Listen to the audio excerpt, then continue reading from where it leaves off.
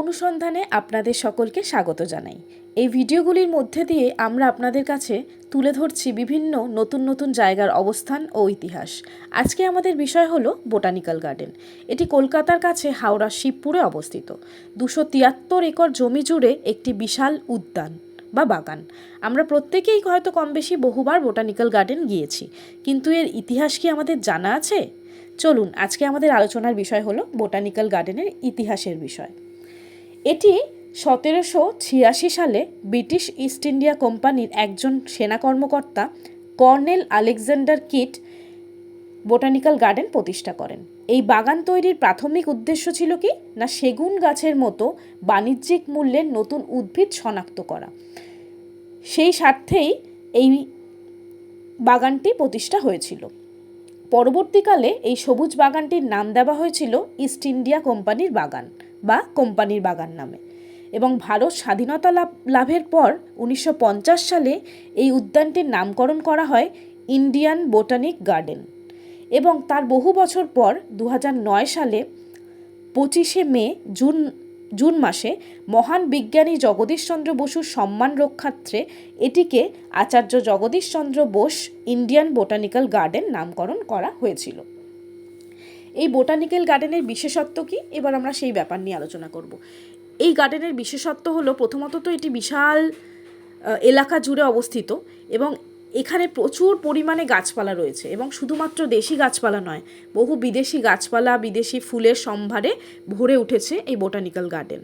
এই গার্ডেনে রয়েছে প্রায় 1400-ও বেশি বিদেশি প্রজাতির গাছ এবং 1200-ও বেশি দেশি প্রজাতির গাছ। এছাড়াও গুল্ম জাতীয় গাছ, Nepal, Malaysia, Java, Brazil, Sumatra এবং সিসিলি সহ অন্যান্য স্থান থেকেও বিশেষভাবে আনা বিরল প্রজাতির গাছও এখানে পাওয়া যাবে। বাগানে আছে আম গাছ, বট গাছ, তেঁতুল গাছ, খেজুর গাছ, মেহগনি গাছ, বহু রঙের বাঁশ গাছ, সিসিলির নারকেল গাছ, ব্রাজিলের শাখা প্রশাখাযুক্ত খেজুর গাছ, জুই, জলশাখা, ফান, লতা, পান্ডানাস, সাইট্রাস, ফিকাস, হিবিস্কাস এবং অন্যান্য জলজ ফুলের চাষ এবং বৃক্ষরোপণ উদ্ভিদের এটি বিস্তৃত পরিসরে জুড়ে রয়েছে বোটানিক্যাল গার্ডেন।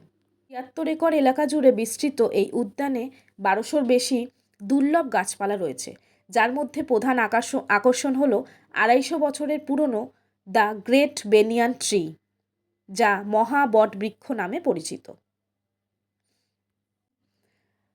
প্রধান কাণ্ড ছিল 50 ফুট চওড়া, কিন্তু এই গাছটির পরিধি ছিল 486 মিটার এবং এর লম্বা, অর্থাৎ এই গাছটির লম্বার আয়তন পরিমাপের জন্য একে প্রায় মুম্বাইয়ের গেটওয়ে অফ ইন্ডিয়ার মতো লম্বা বলে ধরা হয়েছে। এবার আমরা আলোচনা করব এর পরিদর্শনের সময়, অর্থাৎ কিভাবে আমরা এখানে যেতে পারবো বা এখানে কখন থেকে খোলা থাকে বা আমরা কখন গিয়ে পৌঁছাতে পড়লে সুবিধা হবে। সকাল 10টা থেকে বিকেল 5টা পর্যন্ত খোলা থাকে এবং উদ্যানে হাঁটাহাঁটির পাশাপাশি এখানে বোটিং করার সুযোগও রয়েছে। অর্থাৎ এখানে একটি জলাশয় রয়েছে যেখানে আমরা বোটিং করে আনন্দ উপভোগ করতে পারবো। এবার আমরা কি করে যাব বোটানিক্যাল গার্ডেন, অনেকেরই এই নিয়ে অনেক কৌতূহল থাকে যে কিভাবে আমরা পৌঁছাবো বা কিভাবে গেলে সুবিধা হবে। কলকাতা থেকে বাসে বা ট্যাক্সিতে করে হাওড়া শিবপুরের বোটানিক্যাল গার্ডেন সহজে যাওয়া যায়। এছাড়াও হাওড়া স্টেশন থেকেও গাড়ি বা বাসে এখানে পৌঁছানো যায়। কেউ যদি রাসবিহারি থেকে যেতে চান, রাসবিহারি থেকে botanical B garden, Barasat B garden, এই বাসটি বোটানিক্যাল গার্ডেনের একদম কাছেই নামিয়ে দেয়। সুতরাং এইভাবে আমরা যেতে পারি। তো এই গার্ডেনের বিশেষত্বটি আপনাদের সামনে তুলে ধরলাম, এর ইতিহাসটিও আপনাদের সামনে তুলে ধরলাম। তো আশা করব সকলেই বোটানিক্যাল গার্ডেন একবার অন্তত এই বট গাছটির জন্য অন্তত অবশ্যই গিয়ে ঘুরে আসবেন যারা এখনও যাননি। তো এরপর আমরা আলোচনা করব যে বিষয় নিয়ে, সেটি হচ্ছে পাটুলি। এটি একটি অত্যন্ত বিখ্যাত জায়গা, পাটুলি, যেটি একটি সকলের কাছেই পরিচিত এবং আকর্ষণীয় একটি স্থান। এরও একটি ইতিহাস জড়িয়ে আছে এর সাথে। না, গড়িয়া এবং তার পার্শ্ববর্তী পাটুলি এলাকা আজকের দিনে দক্ষিণ কলকাতার অন্যতম প্রধান আবাসিক ও বাণিজ্যিক কেন্দ্রে পরিণত হয়েছে, যা প্রাচীন আদিগঙ্গার তীরবর্তী গ্রামীণ পরিবেশ থেকে আধুনিক শহরতলিতে রূপান্তরিত হয়েছে। তো এই পাটুলির ইতিহাস কি? এই পাটুলি স্থানটি ছিল প্রাচীন হিন্দু রাজত্বের কেন্দ্র এবং পলাশির যুদ্ধের আগে লর্ড ক্লাইভ এই এলাকা দিয়ে গিয়েছিলেন। তবে বর্তমানে পাটুলি টাউনশিপটি মূলত 1970-80 দশকের পর থেকেই পরিকল্পিতভাবে গড়ে উঠেছে। এই পাটুলি উল্টো দিকেই রয়েছে বেনুবন ছায়া এবং ঝিলপাড়ের বিনোদনমূলক স্থানগুলো এবং ভাসমান বাজার। এই পাটুলি জায়গাটি বিশেষভাবে বিখ্যাত ভাসমান বাজারের জন্যে, অর্থাৎ ফ্লোটিং মার্কেট। এলাকাটির সামাজিক ইতিহাসে একটি নতুন মাত্রা যোগ করেছে, যা পরিবেশ ও নগরায়নের এক অন্যান্য মিশ্রণ।